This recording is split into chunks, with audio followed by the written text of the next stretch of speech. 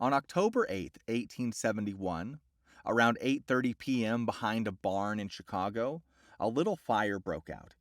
This fire, it spread. Nobody knows how it got started. The fire breaks out and it spreads faster and faster and faster, and nobody can stop it. It becomes this massive raging inferno that sweeps throughout Chicago. It's known as the Great Chicago Fire. It becomes one of the greatest disasters that Chicago has ever faced, especially had ever faced up to that time. Whenever it was finally put out, over 300 people died, and the damage in today's money was about $5.5 billion. Back then it was $220 million. So it was massive, massive damage to this city. Sometimes whenever these great disasters happen, it's very easy to just see all of the numbers. But I want us to zoom in onto one man and his family. This man's name was Horatio Spafford. Horatio Spafford, he was a very wealthy businessman, and he saw the potential in Chicago, so he took almost all of his money and invested it into the Chicago area, into real estate, right before this fire broke out. The fire breaks out, Horatio loses all of his fortunes. All of a sudden, he goes from being this multimillionaire to poor. And so he loses his whole empire, which on its own, that would have been devastating to any human being. But Horatio had just before this, had lost his 4-year-old son to scarlet fever. So he was already mourning his son, and then he loses his entire fortune, all of his security, everything is gone. And it was absolutely so devastating to Horatio, his wife, and his 4 daughters that he felt like they needed a vacation. They needed to go somewhere to get out of the Chicago area, to start afresh, to get some fresh air, and to overcome the guilt of investing everything into the place that just got burned down and losing your son. They needed to go somewhere else. He happened to be friends with Dwight L. Moody, who was an incredibly famous preacher at that time. And D.L. Moody was holding a campaign in England, and he invited Horatio Spafford and his whole family to go to England to minister with him. Well, Horatio thought, this is perfect. We can get away from everything. This is a great way for us to take our vacation. We can go, we can minister with D.L. Moody, we can serve, maybe we can sing, maybe we can pray for people.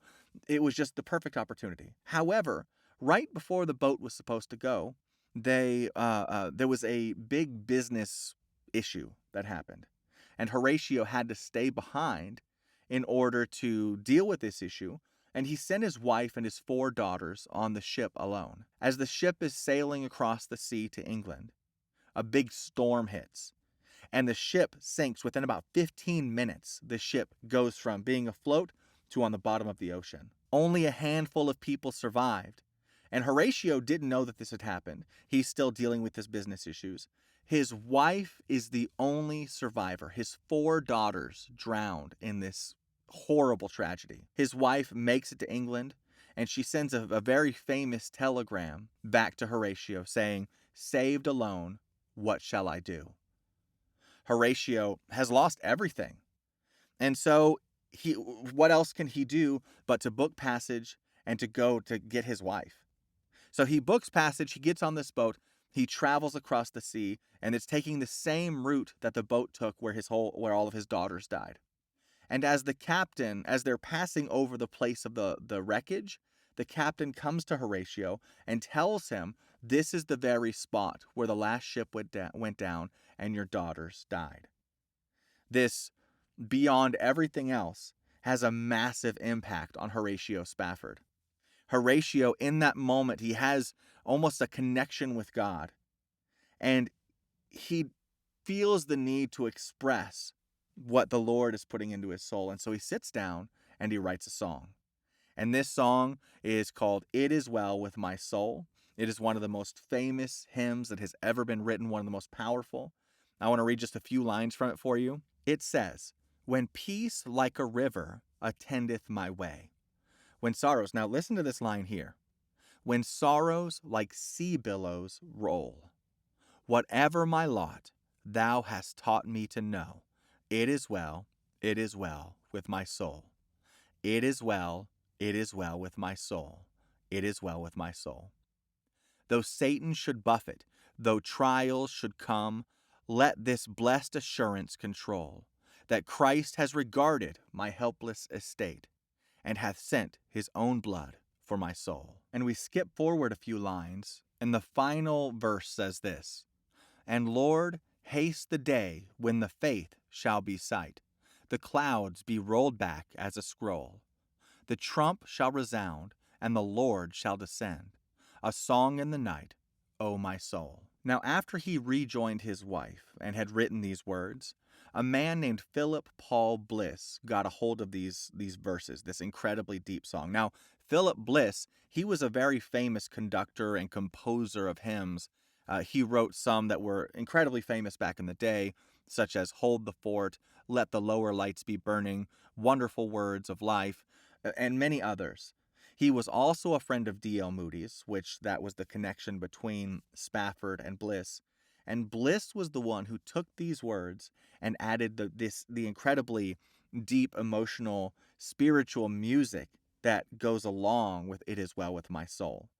So these two together formed what is an incredibly powerful hymn. Now, Bliss himself, he was all kinds of powerful. He was incredibly awesome. He was an abolitionist.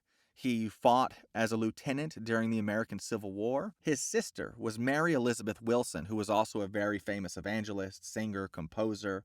And so these two forces combined to create what is It Is Well With My Soul. Now, the story does not end there, because even after writing this song and composing the music, the lives of these two men continued. Now, Bliss, unfortunately, he did not live much longer. He only lived about 5 more years. He was on his way to another D.L. Moody meeting because he was a primary musician for him. And he was traveling by train to this meeting, and there was what was called the Ashtabula River Railroad disaster. Basically, the train was going over a bridge, and the bridge collapsed, and the train just plunged straight into the water. Bliss was on that train and unfortunately died in that crash. Now, Spafford, on the other hand, he lived for quite a long time. He and his wife, they had this deep love for Jerusalem, for Israel, for the Israelites. And so they ended up moving to Jerusalem not long after all of this tragedy happened. And so they moved to Jerusalem. This was a few years later. It wasn't immediately after. They actually ended up having 2 more daughters and another son. Their son once again died of scarlet fever. And after they had their last daughter was whenever they decided to move to the Holy Land. And there they established what they wanted to be like a Christian utopia. They wanted to have a Christian, largely American society within Jerusalem that could focus on worshiping Jesus and doing all kinds of ministry and blessing people. People started moving from all over and living in this Christian society where they were able to spend their days together serving the Lord. In the end, because they had had 2 sons die, the rest were all daughters. They wanted a son. They ended up adopting a teenage boy named Jacob Eliyahu, who was the son of a Turkish Jewish family. And he became their son. They changed his name to Jacob Spafford, and he became their son. Now, Spafford's life was full of tragedy. He didn't even live to be very old himself. At the age of 59, he contracted malaria and died of that and was buried in the Mount Zion Cemetery in Jerusalem, which is where he's still buried today. So this song, It Is Well, it has such an incredible depth to it. There's so much power in it. It is, I still listen to it regularly. I love that hymn so much because it speaks so much, not only to what's going on in our own lives, but there's something about that resonance of it that just keeps on moving and keeps on moving. And there's so much depth that has come out of the great tragedy of Spafford's life.